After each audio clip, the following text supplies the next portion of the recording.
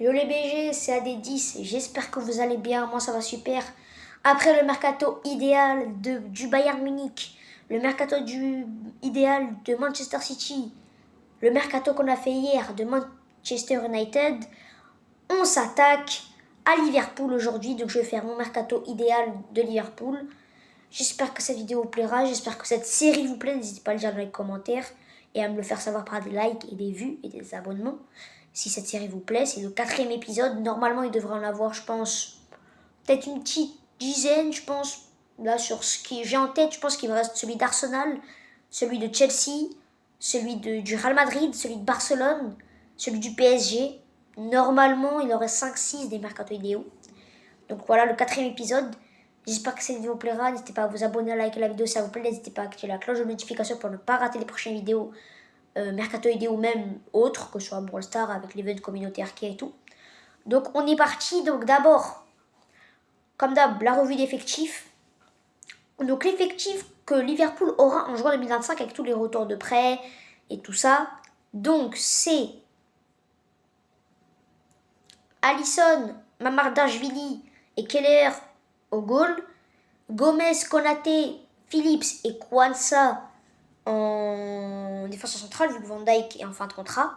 Bradley à droite et il n'y a que Bradley vu que Arnold est en fin de contrat. Robertson, Tsimikas à gauche. Gravenberch, Endo, McAllister, Elliott, Sloboslai, Jones au milieu. Salah, Chiesa, Diaz, Gakpo, Jota et Nunez en attaque vu que Salah a il y a 2 jours prolongé jusqu'en 2027 donc c'est une très bonne nouvelle pour Liverpool.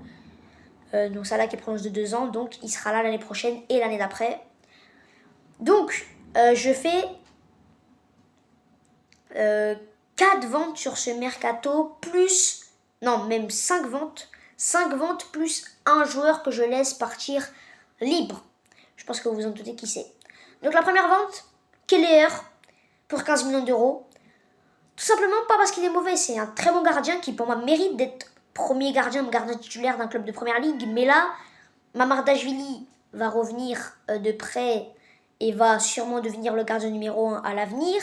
Il y a encore Alisson qui pour moi encore a le niveau pour rester encore au moins 2 ans à Liverpool. Mamardashvili après va prendre la relève. Donc pour moi Keller n'a pas le niveau. Il mérite plus quand même d'être troisième gardien de Liverpool. Donc pour moi il voudra partir cet été. Il coûte, je pense qu'avec la bonne saison qu'il fait, il peut partir pour 15-20 millions d'euros. Donc c'est voilà ma première vente. Ma deuxième vente c'est Phillips qui est de retour de prêt. Je sais plus il était où en prêt mais il était en prêt. Donc je le vends évidemment, le défenseur central. Donc pour 5 millions d'euros ce serait déjà pas mal. Et le joueur que je laisserai libre, partir libre, c'est Alexander Arnold. Pour moi, il est temps de le laisser partir. Ça restera une légende de Liverpool. Il aura été formé à Liverpool. C'est vrai que c'est dommage de le laisser partir libre. Mais le Real Madrid est dessus. Il veut aller là-bas. Je pense qu'il n'y a pas beaucoup de chances qu'on puisse le convaincre de rester à Liverpool alors qu'il y a le Real Madrid qui le veut. Donc je pense qu'il va partir et il faut le laisser partir. Donc Arnold qui part libre malheureusement. Tsimikas que je vends pour 10 millions d'euros. Pareil, c'est pas un joueur forcément mauvais. Mais je compte faire une recrue en latéral gauche. Donc, pour moi, être troisième latéral gauche, c'est pas fou. Donc, je le vends pour 10 millions d'euros. Et les 2 grosses ventes que je fais, c'est en attaque.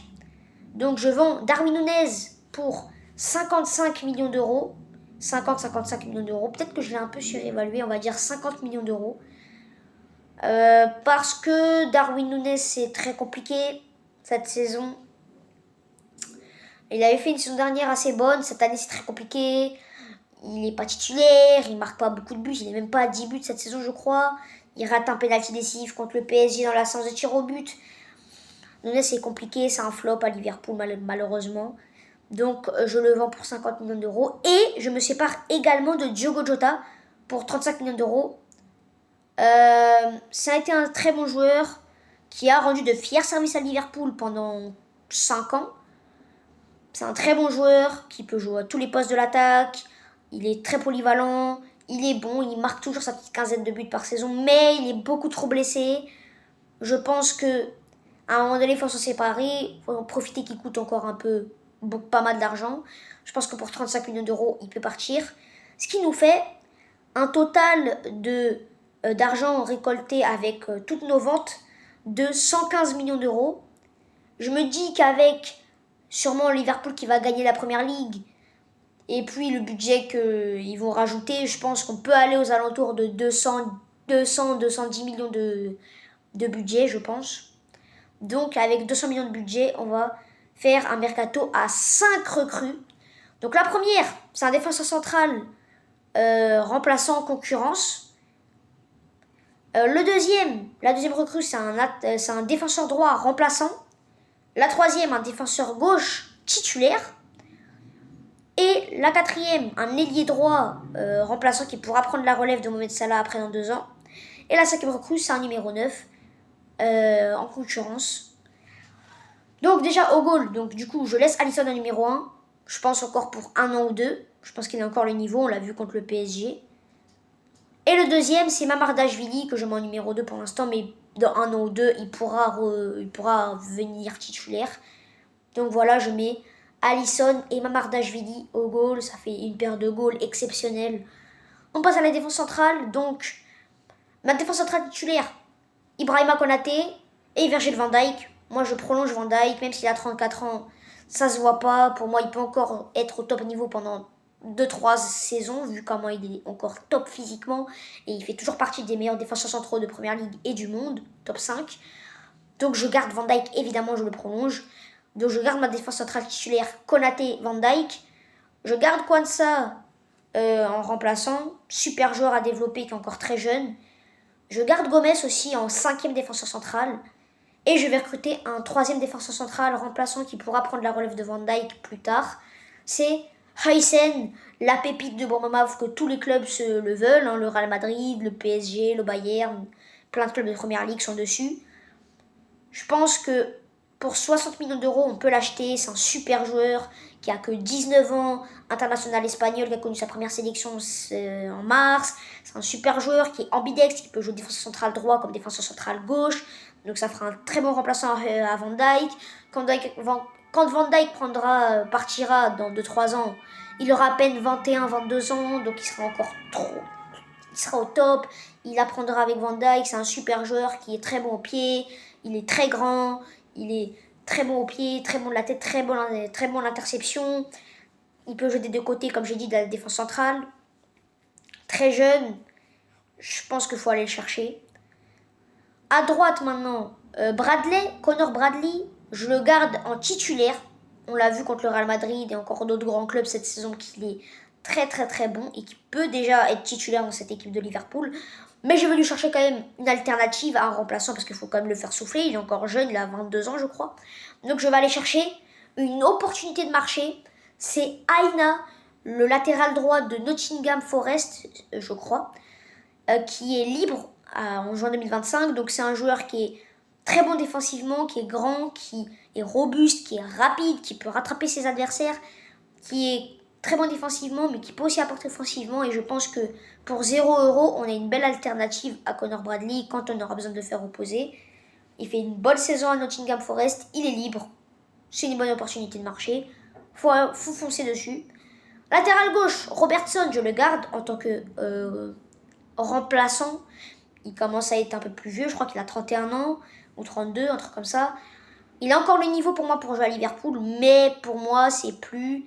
il a plus le niveau pour être titulaire indiscutable à Liverpool et je vais lui amener une vraie concurrence qui est à la personne de Kerkez, le latéral gauche de Bournemouth. Donc ça fait 2 recrues à Bournemouth. Mais Bournemouth a beaucoup de très bons joueurs et Kerkez en fait partie. Je pense que pour 45 millions d'euros, on peut aller le chercher. C'est un super joueur qui est un peu En fait, il a un peu le même profil que Robertson, je trouve.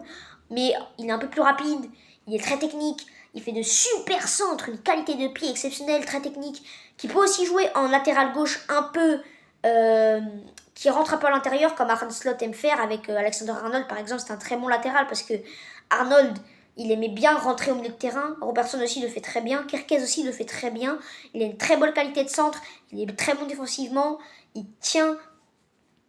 Il se fait très peu passer en 1 contre 1. Je pense que c'est le moment d'aller le chercher.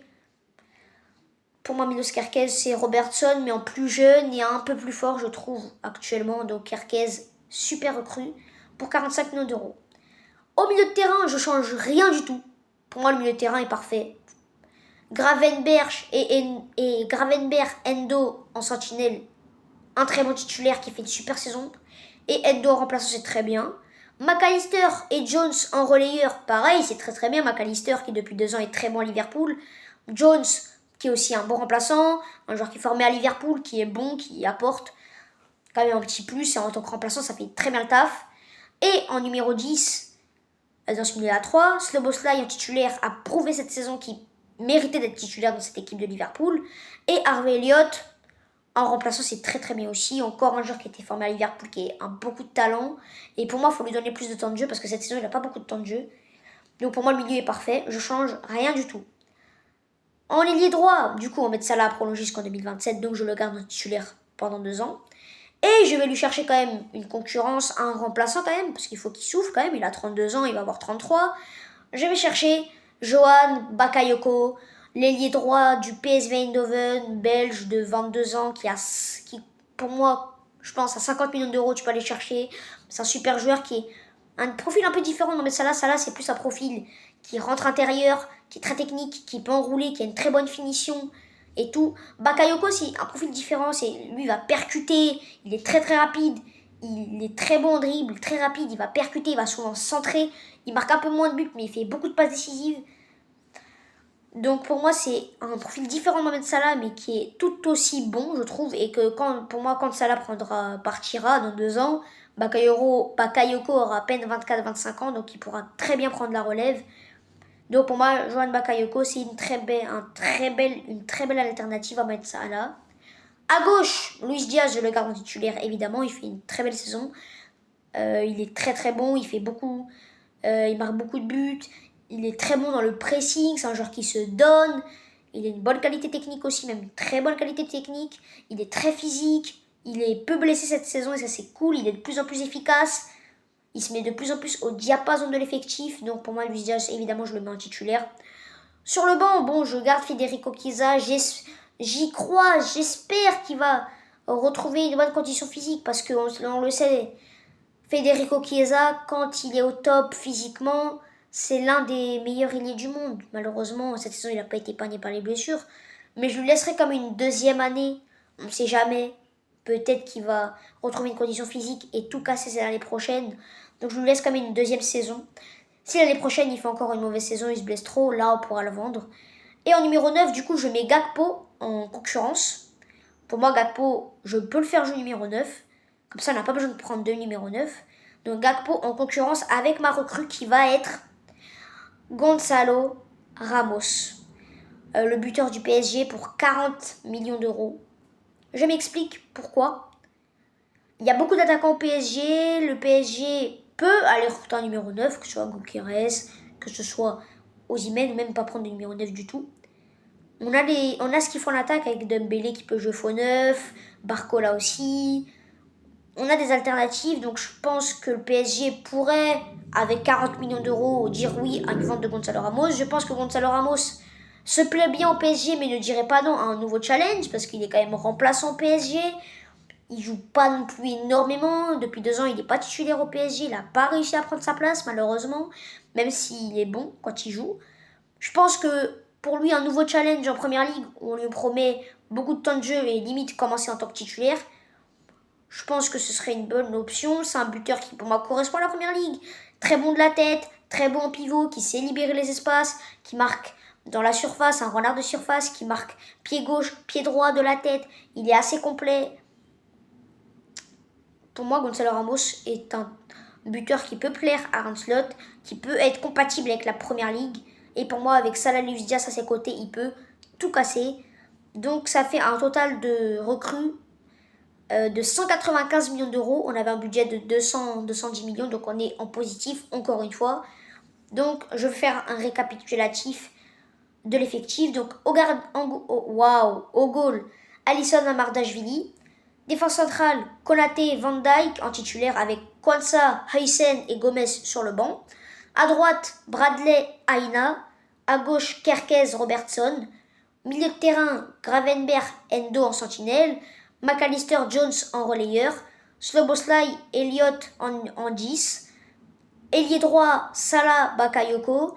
À gauche, Luis Diaz et Federico Chiesa. Et en numéro 9, Gonzalo Ramos et Gakpo. Je pense que c'est une très belle équipe. On s'est débarrassé d'un indésirable Nunez. On se débarrasse d'un gros salaire avec Arnold. On gagne pas mal d'argent. On est dans le positif. On recrute des joueurs d'avenir.